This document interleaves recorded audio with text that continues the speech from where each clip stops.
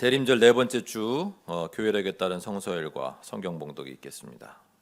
사무엘하 7장 1절에서 11절, 16절의 말씀입니다. 주님께서 사방에 있는 모든 원수에게서 다윗 왕을 안전하게 지켜주셨으므로 왕은 이제 자기의 왕궁에서 살게 되었다. 하루는 왕이 예언자 나단에게 말하였다. 나는 백향목 왕궁에 사는데 하나님의 교회는 아직도 휘장 안에 있습니다. 나단이 왕에게 말하였다. 주님께서 임금님과 함께 계시니 가셔서 무슨 일이든지 계획하신 대로 하십시오. 그러나 바로 그날 밤에 주님께서 나단에게 말씀하셨다. 너는 내 종 다윗에게 가서 전하여라. 나 주가 말한다. 내가 살 집을 네가 지으려고 하느냐. 그러나 나는 이스라엘 자손을 이집트에서 데리고 올라온 날부터 오늘에 이르기까지 어떤 집에서도 살지 않고 오직 장막이나 성막에 있으면서 옮겨 다니며 지냈다. 내가 이스라엘 온 자손과 함께 옮겨 다닌 모든 곳에서 내가 나의 백성 이스라엘을 돌보라고 명한 이스라엘 그 어느 지파에게라도 나에게 백향목집을 지어주지 않은 것을 두고 말한 적이 있느냐? 그러므로 이제 너는 나의 종 다윗에게 전하여라. 나 만군의 주가 말한다. 양떼를 따라다니던 너를 목장에서 데려다가 내 백성 이스라엘의 통치자로 삼은 것은 바로 나다. 나는 네가 어디로 가든지 언제나 너와 함께 있어서 내 모든 원수를 내 앞에서 물리쳐 주었다. 나는 이제 내 이름을 세상에서 위대한 사람들의 이름과 같이 빛나게 해주겠다. 이제 내가 한 곳을 정하여 거기에 내 백성 이스라엘을 심어 그들이 자기의 땅에서 자리 잡고 살면서 다시는 옮겨 다닐 필요가 없도록 하고 이전과 같이 악한 사람들에게 억압을 받는 일도 없도록 하겠다. 이전에 내가 나의 백성 이스라엘에게 사사들을 세워준 때와는 달리 내가 너를 너의 모든 원수로부터 보호하여서 평안히 살게 하겠다. 그뿐만 아니라 나 주가 너의 집안을 한 왕조로 만들겠다는 것을 이제 나 주가 너에게 선언한다. 내 집과 내 나라가 내 옆에서 영원히 이어갈 것이며 내 왕위가 영원히 튼튼하게 서 있을 것이다. 오늘 우리에게 주시는 주님의 말씀입니다. 아멘.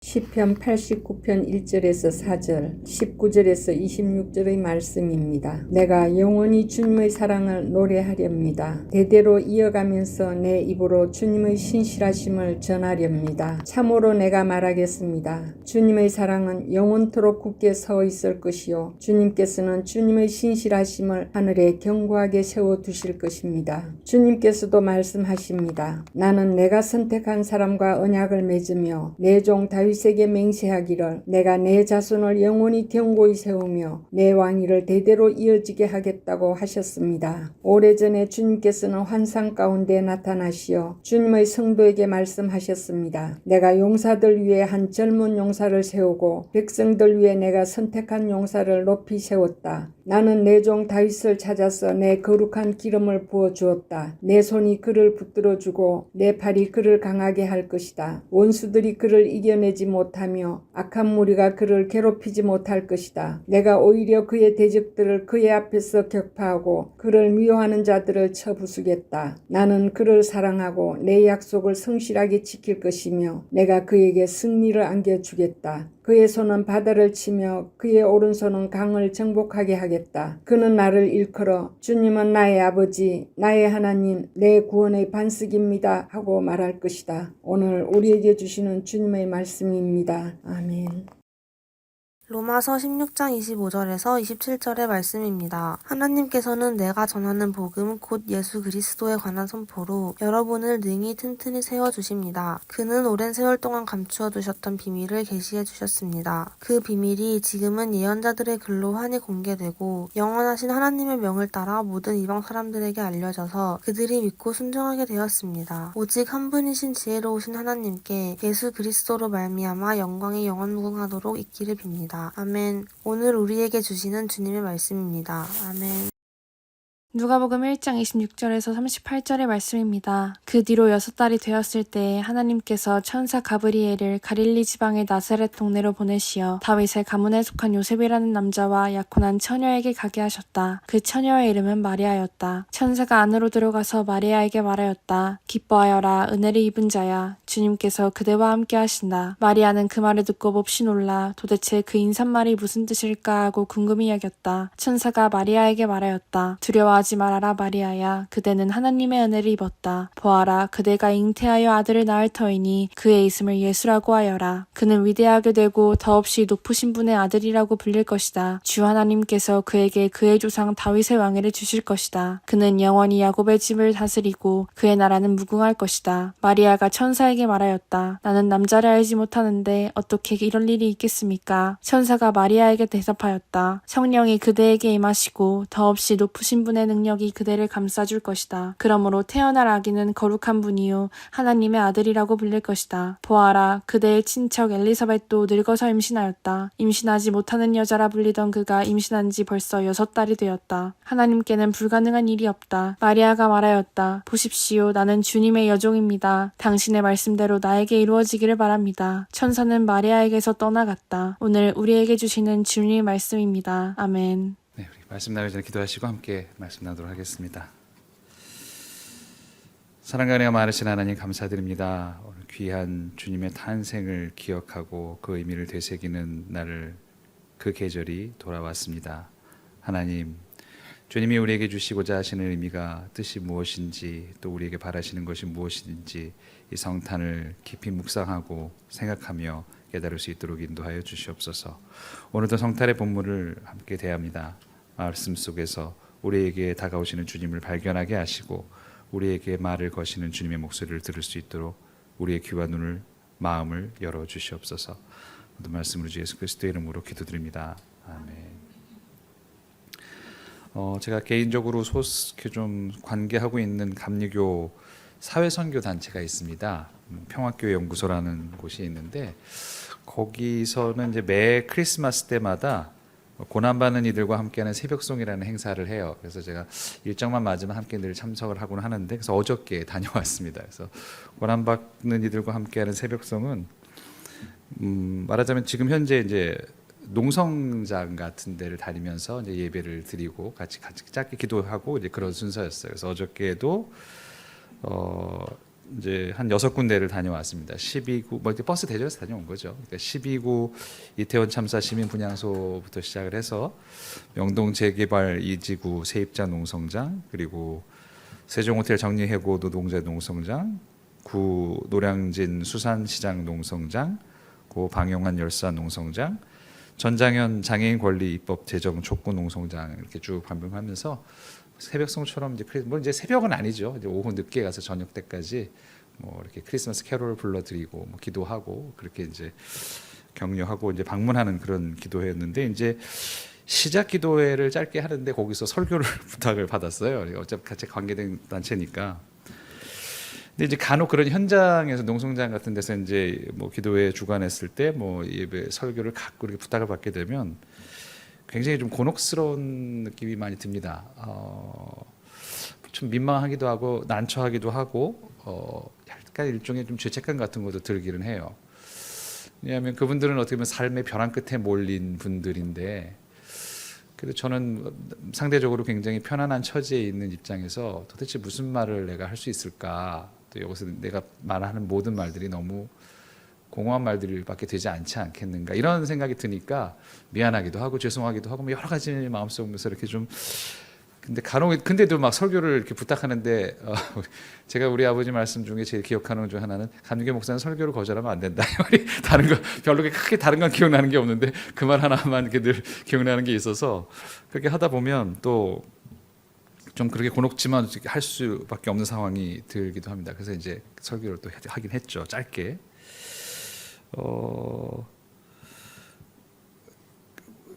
그 심정을 이해 못한다는 거죠. 어떻게 보면 누군가의 사정을 이해한다라고 했을 때 어쩌면 이제 그런 거고 가장 관련된 사자성어가 아마 역지사지라는 말이겠죠. 역지사지라는 건 그 사정, 역지의 그 지자가 사정과 처지를 나타낼 텐데 그러니까 자세히 들여다보니까 그게 또 땅지자더라고요. 그러니까 땅지자, 처지라는 말에도 땅지자가 있는 걸 보니까 아마도 역지사지라는 말은 서 있는 땅을 바꿔봐서 생각해봐라 뭐 이런 뜻이 아닐까 생각을 해봤어요.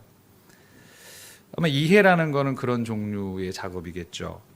사실 영어나 뭐 이런 외래어를 보면 그게 훨씬 좀 더 잘 드러나긴 합니다. 이해라는 말은 굉장히 한자로 보면 상당히 복잡한데 이치리자도 있고 뭐 복잡한데 영어는 understand 이러잖아요. 그냥 이렇게 서 있는 건데 어디 서 있냐면 이렇게 아래 서 있다 이런 뜻이죠.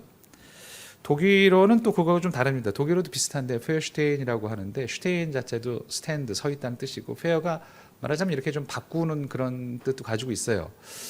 어떻게 보면 역지사지하고 잘 맞는 그런 단어 같기도 해요. 그러니까 서양 언어들을 보면 이렇게 처지를 바꾼다든가 그 아래에서 좀 서본다든가 뭐 이런 식으로 설명을 하는 게 많죠.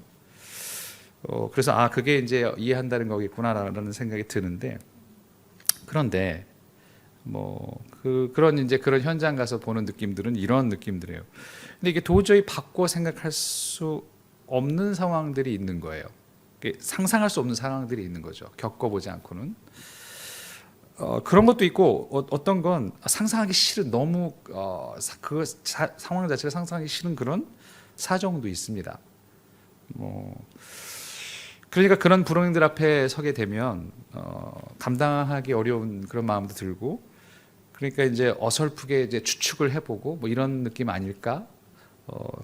그리고는 너무 또 그 상황 자체가 버겁기도 하고 그런 걸 상상하기 싫은 것 때문에 심적으로 도망가기도 하고 뭐 이런 태도를 보이게 되더라고요.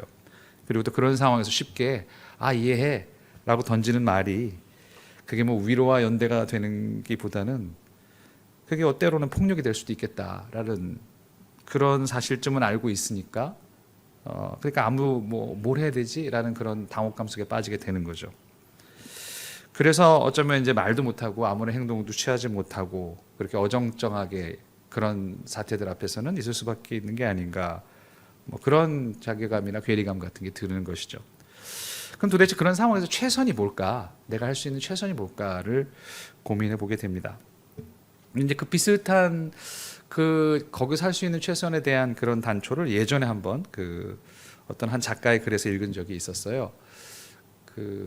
세월호 사태가 터졌을 때, 이게 세월호 사건이 터졌을 때 이게 벌써 10년, 2014년이면 10년이 되는 2024년 내년이 바로 이제 10년이 되는 해인데 그때 굉장히 온 나라들이 이제 충격에 빠졌었죠.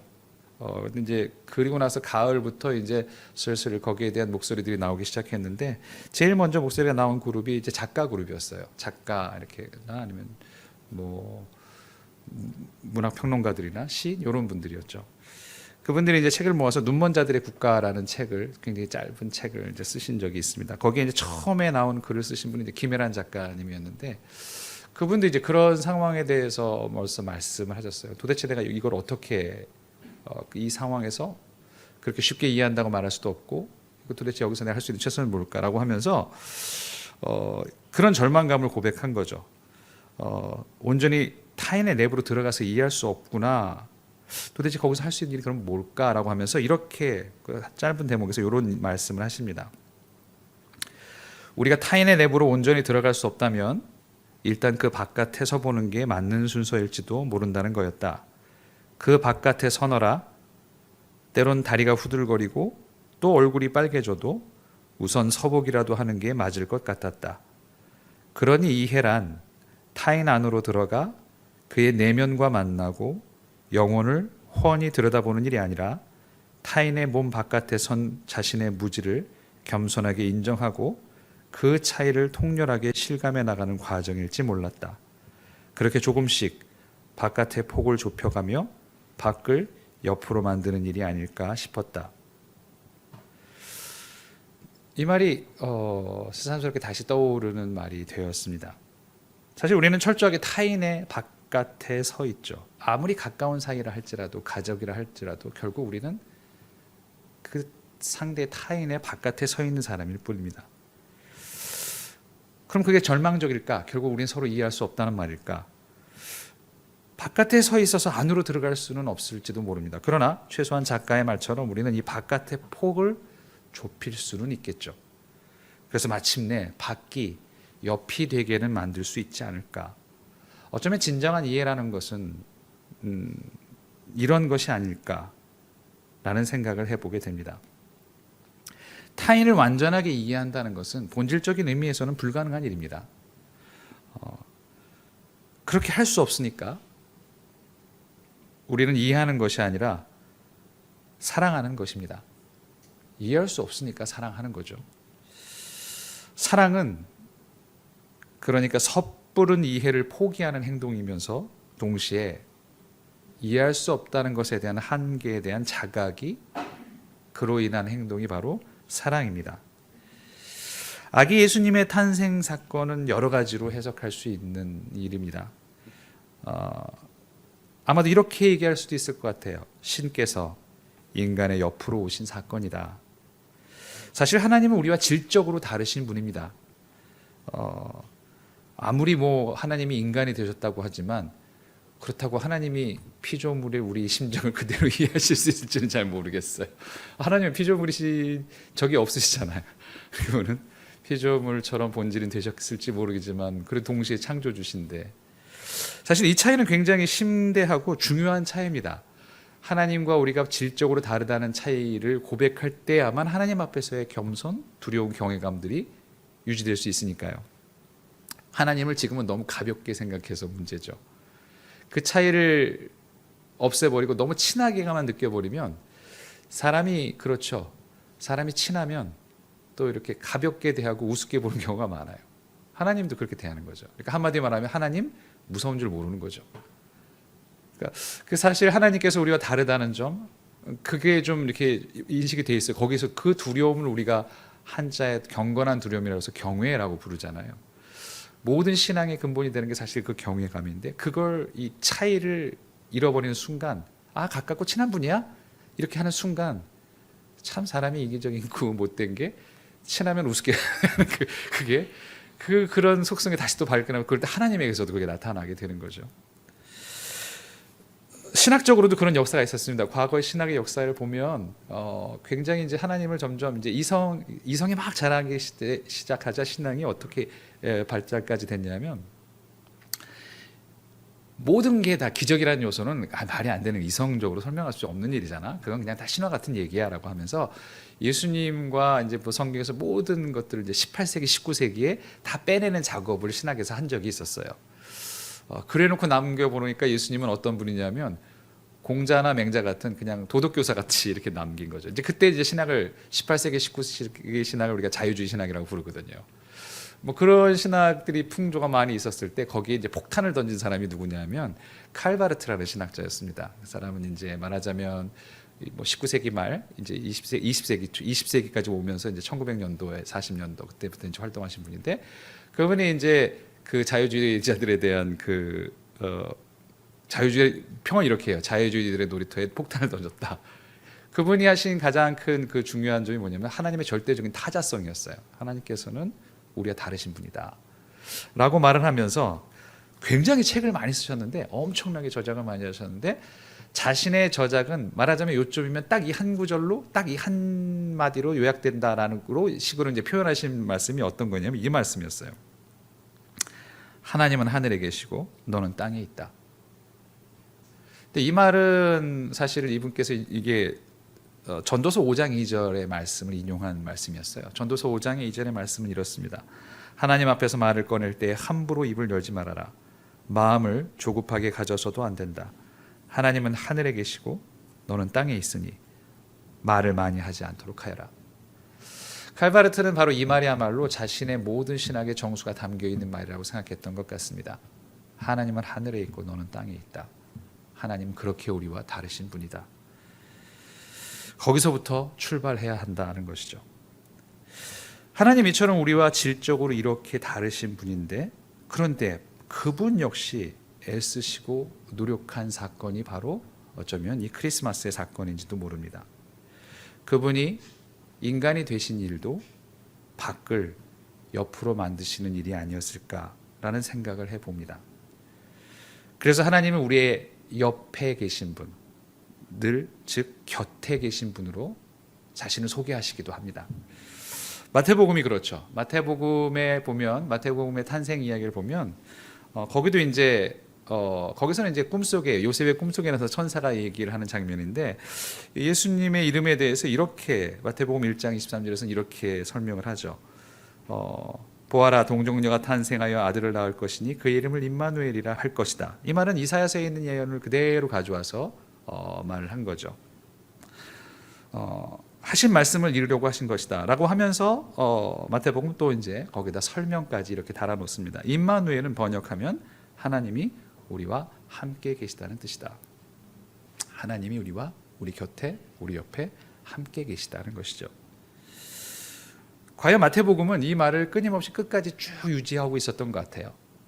예수님의 이름을 임마누엘이라고 얘기하면서 여러분이 아마 잘 기억하실지 모르겠지만 마태복음의 마지막에도 이게 또 나오죠.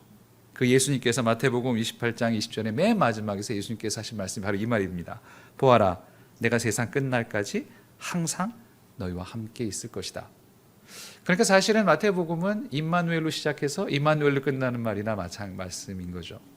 임마누엘은 이름을 줬던 그 예수님께서 내가 너희와 항상 함께 있을 것이다. 사실은 저 번역은 조금 문제가 있습니다. 문제가 있다는 게 미래형이 아니라 현재형이거든요. 원래 원문은 현재형으로 되어 있어요. 그러니까 이런 말씀이죠. 보아라, 내가 세상 끝날까지 항상 너희와 함께 있다. 매일매일 매 순간 너희와 함께 있다라는 말씀이죠. 함께 있다는 것은 아까도 말씀드렸던 것처럼 곁에 있다는 뜻이죠. 그렇게 하나님은 마침내 그 밖을 곁으로 옆으로 만드신 분이셨습니다.